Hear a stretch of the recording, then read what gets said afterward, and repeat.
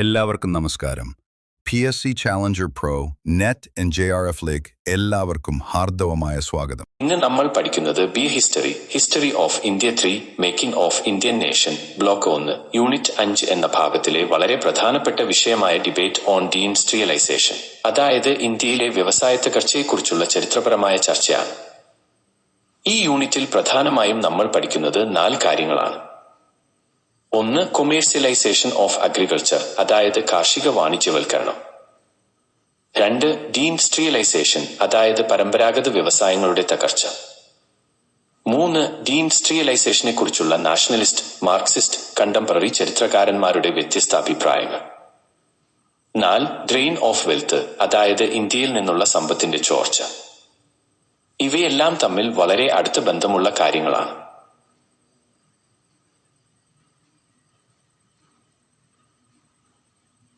ആദ്യം കൊളോണിയലിസം, അതായത് കോളനിവൽക്കരണം, ഇന്ത്യയിൽ ഉണ്ടാക്കിയ സാമ്പത്തിക മാറ്റം മനസ്സിലാക്കാം. ബ്രിട്ടീഷ് ഭരണം ഇന്ത്യയിൽ ഒരു രാഷ്ട്രീയ മാറ്റം മാത്രമായിരുന്നില്ല. ഇന്ത്യയുടെ അഗ്രികൾച്ചർ, ഇൻഡസ്ട്രി, ട്രേഡ്, അതായത് കൃഷി, വ്യവസായം, വ്യാപാരം എന്നിവയിലും വലിയ മാറ്റങ്ങൾ ഉണ്ടായി. സാധാരണ ജനങ്ങളുടെ ജീവിതത്തിൽ ഇതിന്റെ ഫലമായി ദാരിദ്ര്യം, പോഷകാഹാരക്കുറവ്, രോഗങ്ങൾ, തൊഴിൽ നഷ്ടം, സാമ്പത്തിക പിന്നാക്കാവസ്ഥ എന്നിവ വർദ്ധിച്ചു. ഇന്ത്യയുടെ വിഭവങ്ങളും തൊഴിലും ബ്രിട്ടീഷ് സാമ്രാജ്യത്വത്തിന്റെ ആവശ്യങ്ങൾക്കായി ഉപയോഗിക്കുന്ന രീതിയിലാണ് സമ്പദ്വ്യവസ്ഥ പുനഃസംഘടിപ്പിക്കപ്പെട്ടത്. ഇനി കൊമേഴ്സ്യലൈസേഷൻ ഓഫ് അഗ്രികൾച്ചർ. ഇതിന്റെ മലയാളം കാർഷിക വാണിജ്യവൽക്കരണം. കർഷകർ സ്വന്തം കുടുംബത്തിന്റെ ഭക്ഷണത്തിനായി മാത്രം കൃഷി ചെയ്യുന്നതിൽ നിന്ന് വിപണിയിൽ വിൽക്കാൻ വേണ്ടി വിളകൾ ഉൽപ്പാദിപ്പിക്കുന്നതിലേക്കുള്ള മാറ്റമാണ് കാർഷിക വാണിജ്യവൽക്കരണം. അതായത് subsistence farming, market oriented farming എന്ന മാറ്റം. ബ്രിട്ടീഷ് ഭൂനികുതി നയങ്ങൾ ഈ മാറ്റത്തിന് വലിയ പ്രോത്സാഹനം നൽകി. പെർമനന്റ് സെറ്റിൽമെന്റ്, റൈറ്റ്വാരി, മഹൽവാരി തുടങ്ങിയ ഭൂവ്യവസ്ഥകളിലൂടെ ഭൂമി ഒരു വിപണി വസ്തുവായി മാറി. ഭൂമി വാങ്ങാനും വിൽക്കാനും പണയം വെക്കാനും കഴിയുന്ന അവസ്ഥ ഉണ്ടായി. ഭൂനികുതി പണമായി അടയ്ക്കേണ്ടി വന്നതിനാൽ കർഷകർക്ക് വിളകൾ വിറ്റ് പണം കണ്ടെത്തേണ്ടി വന്നു. ഇതോടെ ഭക്ഷ്യവിളകൾക്ക് പകരം ക്യാഷ് ക്രോപ്സ്, അതായത് വാണിജ്യവിളകൾ, കൂടുതൽ കൃഷി ചെയ്യാൻ തുടങ്ങി. പ്രധാനപ്പെട്ടോ കോട്ടൺ, പരുത്തി, ജൂട്ട്, ചണം, ഇൻഡിഗോ, നീലം, ഓപ്പിയം, കറുപ്പ്, ടീ, ചായ, കോഫി, കാപ്പി, റബ്ബർ. ഇവയിൽ പലതും ബ്രിട്ടീഷ് വ്യവസായങ്ങൾക്ക് ആവശ്യമായ റാ മെറ്റീരിയൽസ്, അതായത് അസംസ്കൃത വസ്തുക്കളായിരുന്നു.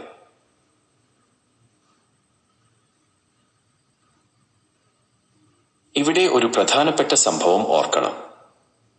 അമേരിക്കൻ സിവിൽ വാർ, അതായത് അമേരിക്കൻ ആഭ്യന്തര യുദ്ധം 1861 മുതൽ 65 വരെ നടന്നു. ഈ യുദ്ധകാലത്ത് അമേരിക്കയിൽ നിന്ന് ബ്രിട്ടനിലേക്കുള്ള കോട്ടൺ വിതരണം തടസ്സപ്പെട്ടു. അതിനാൽ ബ്രിട്ടൻ പരുത്തി ആവശ്യമായി വന്നു. ഇന്ത്യയിൽ നിന്ന് കൂടുതൽ പരുത്തി വാങ്ങാൻ തുടങ്ങി. ഇതോടെ ഇന്ത്യയിലെ പരുത്തി കൃഷി വലിയ തോതിൽ വർദ്ധിച്ചു. കാർഷിക വാണിജ്യവൽക്കരണത്തിന് പല കാരണങ്ങളുണ്ടായിരുന്നു. ബ്രിട്ടീഷ് ഭരണത്തിന് കീഴിൽ വലിയൊരു വിപണി രൂപപ്പെട്ടു. മണി ഇക്കോണമി, അതായത് പണാധിഷ്ഠിത സമ്പദ്വ്യവസ്ഥ വളർന്നു. ഭൂനികുതി പണമായി നൽകേണ്ടി വന്നു. പണക്കാരുടെയും വ്യാപാരികളുടെയും സ്വാധീനം വർദ്ധിച്ചു. ബ്രിട്ടീഷ് ഫിനാൻസ് ക്യാപിറ്റൽ, അതായത് ധനമൂലധനം, ഇന്ത്യയിൽ പ്രവേശിച്ചു. റെയിൽവേയും ഗതാഗത സൗകര്യങ്ങളും വികസിച്ചു. ഇതിലൂടെ ഇന്ത്യൻ കൃഷി അന്താരാഷ്ട്ര വിപണിയുമായി ബന്ധപ്പെട്ടു. പക്ഷേ ഈ ബന്ധം തുല്യമായിരുന്നില്ല. ഇന്ത്യയെ പ്രധാനമായും റാ മെറ്റീരിയൽ സപ്ലയർ, അതായത് അസംസ്കൃത വസ്തുക്കളുടെ വിതരണക്കാരൻ ആയും ബ്രിട്ടീഷ് നിർമ്മിത വസ്തുക്കളുടെ വിപണിയായും മാറ്റി. കാർഷിക വാണിജ്യവൽക്കരണത്തിന്റെ ഫലങ്ങൾ. ചില വാണിജ്യവിളകളുടെ ഉൽപാദനം വർദ്ധിച്ചു.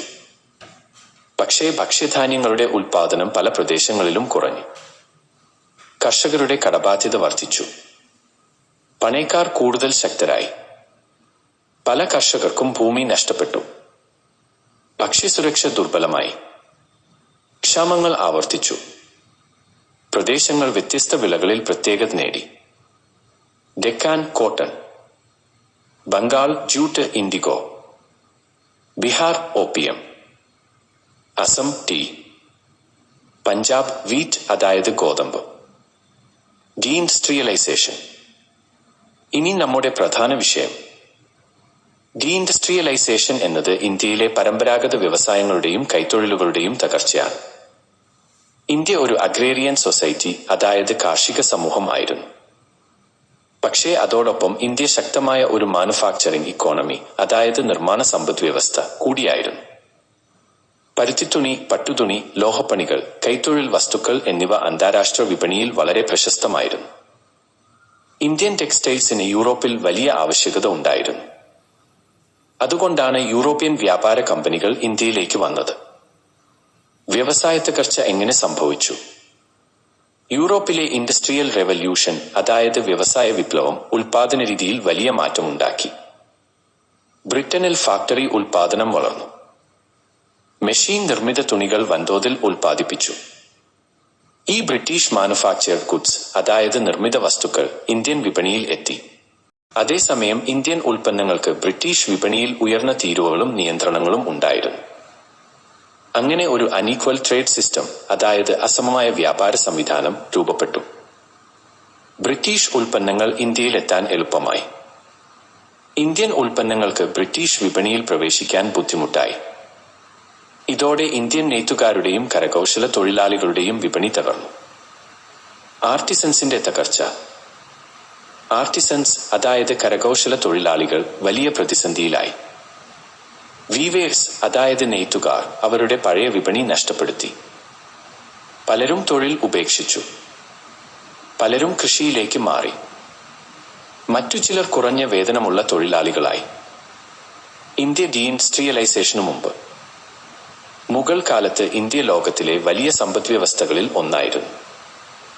ലോക ഉൽപാദനത്തിൽ ഇന്ത്യക്ക് ഏകദേശം 1/4 വരെ പങ്കുണ്ടായിരുന്നുവെന്ന് ചില പഠനങ്ങൾ ചൂണ്ടിക്കാട്ടുന്നു. വിദേശയാത്രികർ ഇന്ത്യയുടെ സമ്പത്തെയും വ്യാപാര വികസനത്തെയും കുറിച്ച് രേഖപ്പെടുത്തിയിട്ടുണ്ട്. റോഡ് ശൃംഖലകൾ, പണാധിഷ്ഠിത സമ്പദ്വ്യവസ്ഥ, വിദേശ വ്യാപാരം, സംഘടിത നികുതി സംവിധാനം എന്നിവ സാമ്പത്തിക വളർച്ചയെ സഹായിച്ചു. കോട്ടൺ, സിൽക്ക്, ടെക്സ്റ്റൈൽസ് എന്നിവ ലോകവിപണിയിൽ വലിയ സ്ഥാനമുണ്ടായിരുന്നു. അതുകൊണ്ട് ഇന്ത്യ വെറും കാർഷിക രാജ്യം മാത്രമായിരുന്നില്ല. അഗ്രികൾച്ചർ, മാനുഫാക്ചറിംഗ്, ട്രേഡ് ഇവ ചേർന്ന സമ്പദ്വ്യവസ്ഥയായിരുന്നു. പ്ലാസി യുദ്ധവും വ്യവസായ തകർച്ചയും. ബാറ്റിൽ ഓഫ് പ്ലാസി അതായത് പ്ലാസി യുദ്ധം 1757. ഇത് ഒരു പ്രധാന വഴിത്തിരിവായിരുന്നു. ബംഗാളിൽ നിന്ന് ലഭിച്ച സമ്പത്തും വരുമാനവും ബ്രിട്ടന്റെ സാമ്പത്തിക ശക്തി വർദ്ധിപ്പിക്കാൻ ഉപയോഗിച്ചു. ഇന്ത്യയിൽ നിന്നുള്ള സമ്പത്ത് ബ്രിട്ടീഷ് വ്യവസായ വികസനത്തിന് സഹായകമായി. അതേസമയം ബ്രിട്ടീഷ് നിർമ്മിത വസ്തുക്കൾ ഇന്ത്യയിൽ വ്യാപകമായി എത്തി. ഇന്ത്യൻ ഉൽപ്പന്നങ്ങൾക്ക് നിയന്ത്രണങ്ങൾ വർദ്ധിച്ചു. അങ്ങനെ ഇന്ത്യ റാ മെറ്റീരിയൽ സപ്ലയർ ആയും ബ്രിട്ടീഷ് ഉൽപ്പന്നങ്ങളുടെ ക്യാപ്റ്റീവ് മാർക്കറ്റ് ആയും മാറി. റെയിൽവേയുടെ പങ്ക്.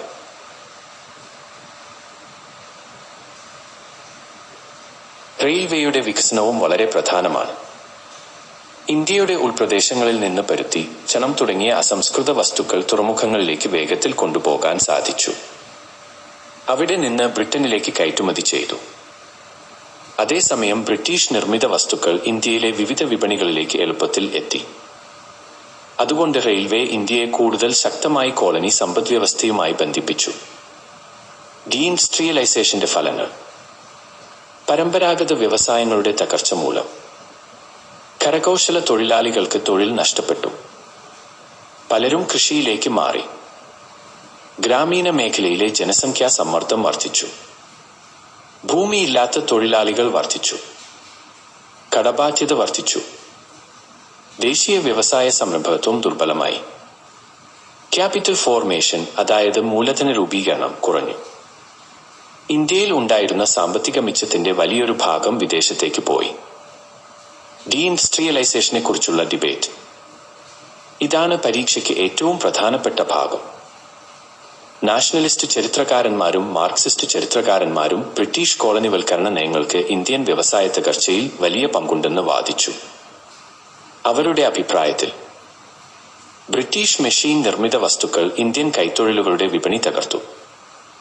അസമമായ വ്യാപാര നയം ഇന്ത്യൻ ഉൽപ്പാദകരെ ദുർബലപ്പെടുത്തി. ഇന്ത്യ അസംസ്കൃത വസ്തുക്കളുടെ വിതരണക്കാരായി. ബ്രിട്ടൻ നിർമ്മിത വസ്തുക്കളുടെ ഉൽപ്പാദകനായി. തപൻ റായ് ചൗധുരി. തപൻ റായ് ചൗധുരി കിഴക്കൻ ഇന്ത്യയിലെ കരകൗശല തൊഴിലാളികളുടെയും നെയ്ത്തുകാരുടെയും അവസ്ഥയെക്കുറിച്ച് പഠിച്ചു. 1757 ശേഷം അവരുടെ അവസ്ഥ മോശമാകാൻ തുടങ്ങി എന്നും 19-ാം നൂറ്റാണ്ടിൽ അത് കൂടുതൽ രൂക്ഷമായി എന്നും അദ്ദേഹം ചൂണ്ടിക്കാട്ടി. കോളനിവൽക്കരണം ഉൽപാദനരീതികളെയും തൊഴിൽ ബന്ധങ്ങളെയും വ്യാപാര ശൃംഖലകളെയും മാറ്റി. കണ്ടംപററി ചരിത്രകാരന്മാരുടെ സമീപനം.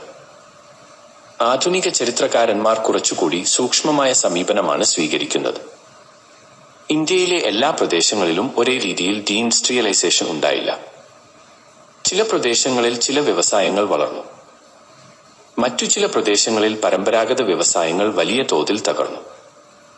അതുകൊണ്ട് റീജിയണൽ ഡിഫറൻസസ്, അതായത് പ്രാദേശിക വ്യത്യാസങ്ങൾ പരിഗണിക്കണം. എങ്കിലും പൊതുവായ പ്രവണത വ്യക്തമാണ്.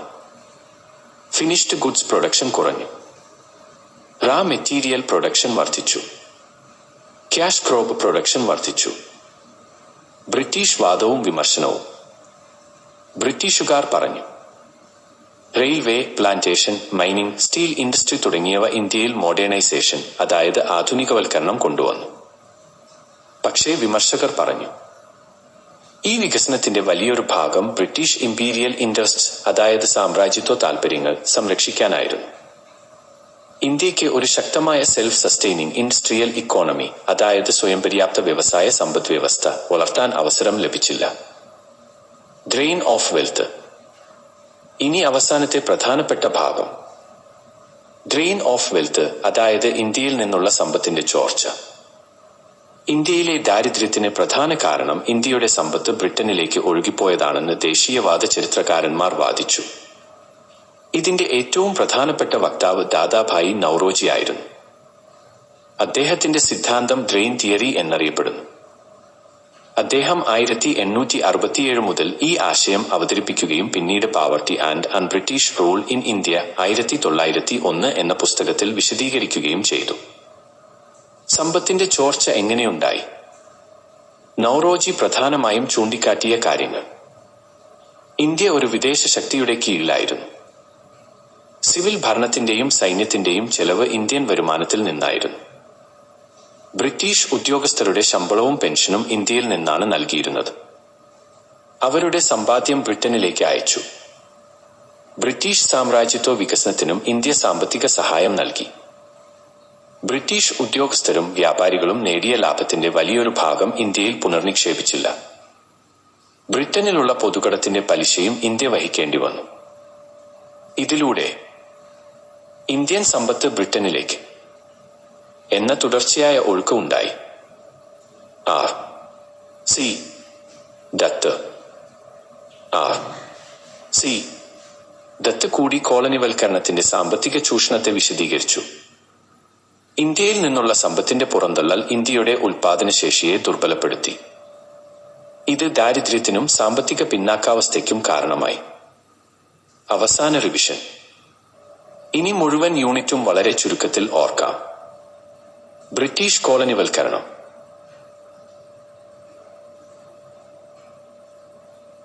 കാർഷിക വാണിജ്യവൽക്കരണം. ക്യാഷ് ക്രോപ്സ് വർദ്ധിച്ചു. ഭക്ഷ്യസുരക്ഷ ദുർബലമായി. പരമ്പരാഗത വ്യവസായങ്ങൾ തകർന്നു. ആർട്ടിസൻസ്, വീവേഴ്സ് എന്നിവർക്ക് തൊഴിൽ നഷ്ടപ്പെട്ടു. ഇന്ത്യ റാ മെറ്റീരിയൽ സപ്ലയർ ആയി. ബ്രിട്ടീഷ് നിർമ്മിത വസ്തുക്കളുടെ വിപണിയായി ഇന്ത്യ മാറി. ദേശീയ വ്യവസായ വികസനം ദുർബലമായി. Drain of wealth.